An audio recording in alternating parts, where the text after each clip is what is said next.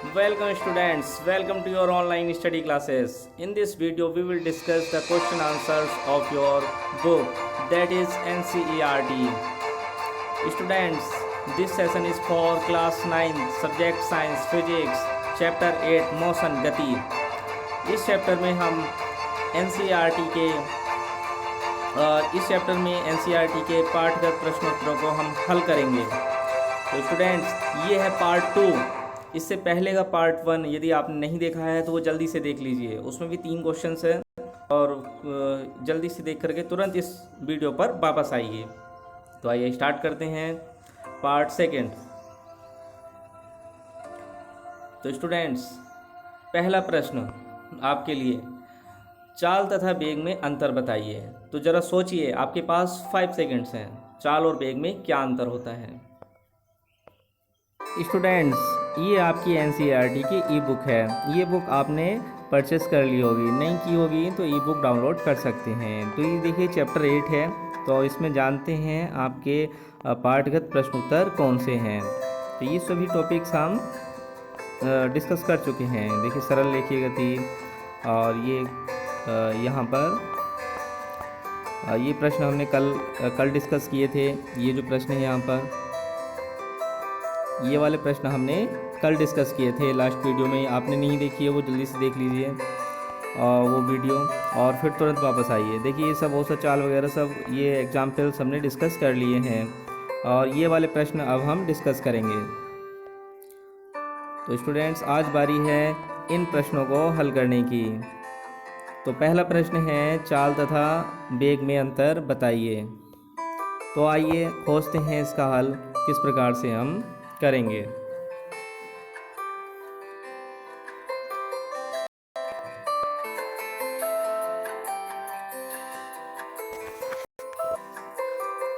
तो स्टूडेंट्स, आपने ये क्वेश्चन पहले लिख लिया होगा, चाल तथा वेग में अंतर, और अगर नहीं लिखा है तो लिख लेंगे, और अगर लिख लिया है तो फिर से समझ लेंगे. तो स्टूडेंट्स, इसका आंसर हम इस प्रकार से लिखेंगे एग्जाम में कि चाल तथा वेग में निम्नलिखित अंतर है, और यहाँ पर सारणीबद्ध तरीके से हमने इसे इसके अंतर को बताया है. तो चाल स्पीड और वेलोसिटी यानी कि वेग. तो स्टूडेंट्स, पहला अंतर है कि इकाई समय में तय की गई दूरी को चाल कहते हैं, और इकाई समय में तय किए गए विस्थापन को वेग कहते हैं. तो आपको पहले अंतर समझ में आ गया है. जो दूरी से रिलेटेड है वो चाल है, और जो विस्थापन से रिलेटेड है वो वेग है. एकांक समय में तय की गई दूरी चाल, एकांक समय में तय किया गया विस्थापन वेग. तो एकांक समय यानी कि हमें समय से भाग करना है. दूरी को भाग करेंगे तो चाल, और विस्थापन को भाग करेंगे तो वेग. यहाँ हम फॉर्मूला भी लिख सकते हैं, चाल बराबर दूरी बटे समय, और यहाँ फॉर्मूला लिखेंगे वेग बराबर विस्थापन बटे समय. ये आगे बढ़ते हैं. अगला पॉइंट, नेक्स्ट पॉइंट है, यह एक अदिश राशि है और यह एक सदिश राशि है. और चाल में लिखेंगे क्योंकि इसमें केवल परिमाण की आवश्यकता होती है, दिशा की नहीं, इसलिए यह एक अदिश राशि है. और जबकि वेग में इसमें परिमाण एवं दिशा दोनों की ही आवश्यकता होती है, इसलिए ये एक सदिश राशि है. तो स्टूडेंट्स, आगे समझते हैं. यह सदैव धनात्मक होता है. चाल हमेशा धनात्मक होगी, कभी ऋणात्मक नहीं हो सकती है. हालांकि शून्य भी हो सकती है, लेकिन कभी ऋणात्मक नहीं होगी, तो हमेशा धनात्मक ही रहेगी. जबकि वेग धनात्मक ऋणात्मक दोनों प्रकार का हो सकता है. वेग शून्य भी हो सकता है, लेकिन अगर धनात्मक ऋणात्मक की बात करें तो धनात्मक भी हो सकता है और ऋणात्मक भी हो सकता है. ऋणात्मक तब होगा जब हम गति की दिशा की विपरीत दिशा में वेग अप्लाई करते हैं. तो इस प्रकार से निगेटिव वेलोसिटी हमें प्राप्त हो जाती है. तो स्टूडेंट्स, आगे बढ़ते हैं. ये 3 पॉइंट हम लिख सकते हैं एग्ज़ाम में. और अगला प्रश्न देखते हैं क्या है अपना प्रश्न. अगला प्रश्न है, किस अवस्था में किसी वस्तु की औसत वेग का परिमाण उसकी औसत चाल के बराबर होगा. तो स्टूडेंट्स, आप जानते हैं यहाँ पर उन्होंने कहा है औसत वेग और औसत चाल बराबर होंगे. वेग और चाल अभी अभी हमने डिस्कस किया था. वेग का मतलब होता है विस्थापन से, और चाल का मतलब होता है दूरी से। तो जब दूरी और विस्थापन बराबर होंगे तभी औसत चाल और औसत वेग बराबर हो पाएंगे। तो स्टूडेंट्स, औसत चाल और औसत वेग बराबर कब होंगे? औसत चाल और औसत वेग, तो स्टूडेंट्स औसत चाल और औसत वेग तभी बराबर हो सकते हैं जब वस्तु एक सीधी सरल रेखा में गति कर रही हो। मान लीजिए कोई वस्तु ए पॉइंट से बी पॉइंट तक गति करती है तो उसका वेग भी उतना होगा। मान लीजिए 5 मीटर की इन दोनों के बीच में डिस्टेंस है तो दूरी भी 5 मीटर चलेगी वस्तु, और वेग भी, विस्थापन भी 5 मीटर होगा। तो उस केस में वेग और विस्थापन बराबर होंगे। अब चूँकि वेग और विस्थापन बराबर होंगे तभी तो औसत वेग और औसत चाल बराबर हो पाएंगे। तो आइए इसका आंसर किस प्रकार से लिखना है उसे जान लेते हैं। इसका आंसर लिखना है कि यदि कोई वस्तु समान त्वरण से चलती है और उसका विस्थापन और कुल तय की गई दूरी समान हो, तब उनके औसत वेग औसत वेग का परिमाण, यहाँ पर आप टाइपिंग एरर है सही कर लेंगे, का परिमाण उसकी औसत चाल के समान होगा। तो यहाँ पर दो बातें बताई गई हैं स्टूडेंट्स। पहली तो ये है कि उनका त्वरण समान रहेगा, और दूसरा ये कि उनके द्वारा तय की गई दूरी समान नहीं, कि मतलब सीधी सरल रेखा में गति कर रही है, दूरी तभी समान होगी। तो आप समझ पाए हैं इसका आंसर। हम आगे बढ़ते हैं।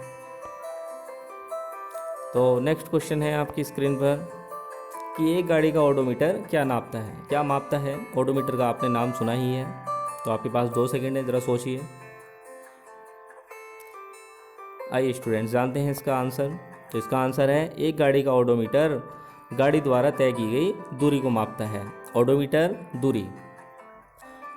नापता है दूरी को। अब आपने अपने वाहनों में, मोटरसाइकिल, बाइक, स्कूटर इत्यादि में कुछ मीटर ऐसे लगे देखे होंगे जिसमें ये पता लगता है कि हमने कितने किलोमीटर की दूरी तय की है। वही यंत्र हमारे ओडोमीटर कहलाते हैं। सिंपली आप ऐसे समझ सकते हैं। ठीक है, तो आगे आइए। अगला प्रश्न है स्टूडेंट्स, जब वस्तु एक समान गति में होती है तब उसका मार्ग कैसा दिखाई देता है। देखिए, एक समान गति, इसका आंसर है वस्तु एक सरल रेखीय गति से चलती है तथा उसका मार्ग सरल रैखिक होता है। तो एक समान गति में होने से मार्ग कैसा होगा स्टूडेंट्स? एक सरल रैखिक मार्ग होगा। ये शब्द इंपॉर्टेंट है। ठीक है स्टूडेंट्स, आगे बढ़ते हैं, अगला क्वेश्चन देखते हैं। नेक्स्ट क्वेश्चन है, एक प्रयोग के दौरान अंतरिक्ष यान से एक सिग्नल को पृथ्वी पर पहुंचाने में 5 मिनट का समय लगता है। तो t इक्वल्स टू 5 मिनट, और चूँकि हम मिनट में वैल्यूज़ नहीं लगाते हैं, हम सेकंड में लगाते हैं, तो इसको मल्टीप्लाई करेंगे 60 से और आ जाएगा 300, और ये हो जाएंगे सेकेंड्स। पृथ्वी पर स्थित स्टेशन से उस अंतरिक्ष यान की दूरी बताइए। हमसे दूरी पूछी है।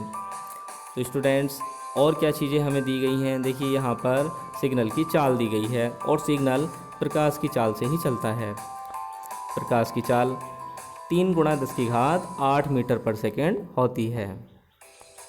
तो आप यहाँ पर अगेन एक टाइपिंग एरर है, यहाँ 108 लिखा है, 108 नहीं है, 10⁸ है। तो आप जानते ही हैं। तो अब स्टूडेंट्स देखिए, आपको क्या क्या दिया गया है।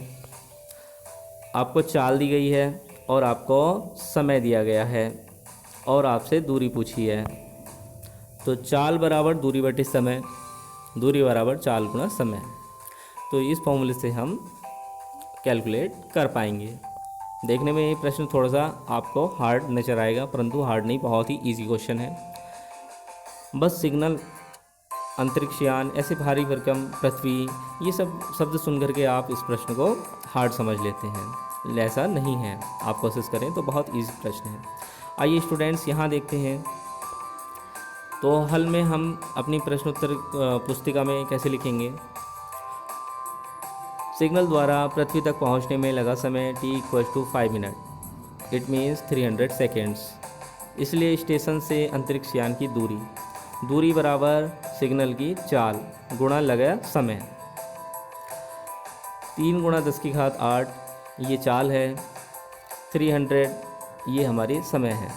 इनकी मल्टीप्लिकेशन करेंगे स्टूडेंट्स, तो मल्टीप्लिकेशन करेंगे तो 3 की 3 में मल्टीप्लिकेशन करेंगे, 3 3 ज़ा 9, तो 900 मल्टीप्लाई 10 की पावर 8। अब स्टूडेंट्स जो 9 के 2 ज़ीरोज़ हैं, ये 2 ज़ीरोज़ हम पावर्स में ऐड कर देंगे, तो ये आ जाएगा 9 मल्टीप्लाई 10 की पावर 10, और इतने क्या मीटर्स, क्योंकि दूरी है तो दूरी का मात्रक मीटर है। मात्रक लिखने में कभी भी गलती ना करें। तो स्टूडेंट्स आई होप कि आपको ये क्वेश्चन समझ में आया हो। ये 5 क्वेश्चंस आपके एनसीईआरटी के बुक के क्वेश्चंस हैं, और इससे पहले के क्वेश्चन पिछले पार्ट 1 में हैं, आप उसमें देख सकते हैं। और अगले पार्ट के लिए, अगले 5 क्वेश्चंस के लिए आप जुड़े रहिए इस व्हाट्सएप चैनल, इस यूट्यूब चैनल से और व्हाट्सएप ग्रुप से। तो आशा करते हैं आपको ये बहुत अच्छी तरीके से समझ आ गए हैं, एग्ज़ाम में आप लिख पाएंगे और बहुत अच्छे मार्क्स ला पाएंगे। अपनी नोटबुक में भी इनको नोट कर लेंगे स्टूडेंट्स। तो अब तक यहीं रखते हैं इस वीडियो को। जय हिंद, जय भारत।